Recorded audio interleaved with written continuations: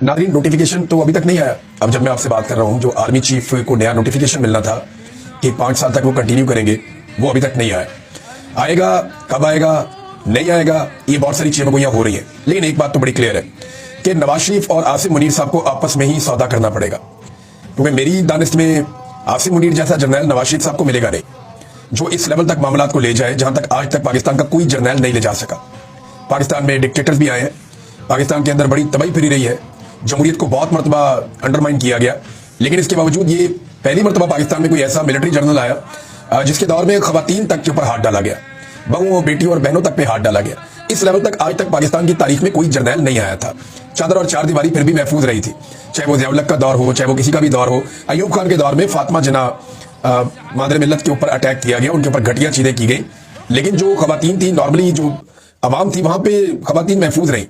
लेकिन इस मरतबा माओ बहनों, बेटियों, बहूओं का भी ख्याल नहीं रखा गया। तो नवाज शरीफ को इस लेवल तक जाने वाला दूसरा कोई और जर्नैल मुझे नहीं लगता कि मैसर होगा जिस हद तक आसिम मुनीर साहब गए हैं। तो सौदा आसिम मुनीर और मियां नवाज शरीफ साहब के बीच में ही होगा, जो मर्जी कर ले। अब नोटिफिकेशन जो है, इसमें अफसार आलम साहब ने भी एक स्टेटमेंट देके एक नई कहानी सुना दी है, और जो अफसार आलम साहब कहानी सुना रहे हैं वो गवर्नेंस की है, वो मैं आपको बताता हूं क्या है, लेकिन मेरे ख्याल में वो भी छोटा इशू है। गवर्नेंस पाकिस्तान की मिलिट्री एस्टेब्लिशमेंट यानी फौजी क़यादत या सियासी क़यादत का तो इशू ही नहीं है। इनका इशू पाकिस्तान भी नहीं है, इनका इशू अपना अपना जाती मफाद, अपनी अपनी सियासत और अपनी अपनी कुर्सी है, और उसके लिए ये दुबले हुए फिरते हैं। अब देखें ना, अफसार आलम कह रहे हैं कि फौज सिविलियन हुकूमत पर उंगलियां उठा रही है कि उनसे मैशत नहीं चल रही और ना ही तकरीरियां मेरिट पे हो रही हैं, काबीना में करप्ट लोग लगाए गए हैं।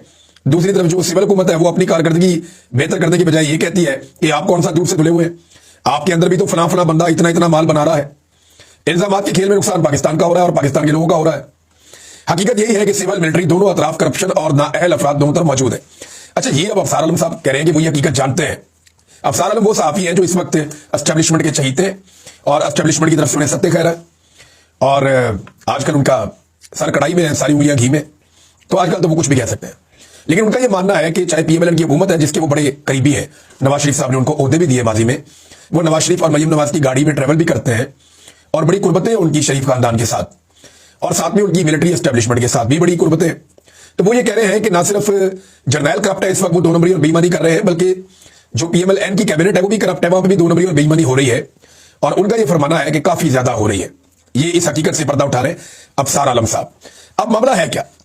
देखिए, पहले तो ख्वाजा आसिफ साहब का स्टेटमेंट आप देख लें कि ख्वाजा आसिफ साहब ने इसमें क्लैरिटी लेकर आए, और उन्होंने कहा जी कि ये जो नोटिफिकेशन है इसके बारे में गैर जरूरी और गैर जिम्मेदाराना क्या सारियां हो रही हैं, और इस अमल का आगाज कर दिया गया है। एक नोटिफिकेशन लिखने अमल का आगाज कर दिया गया है।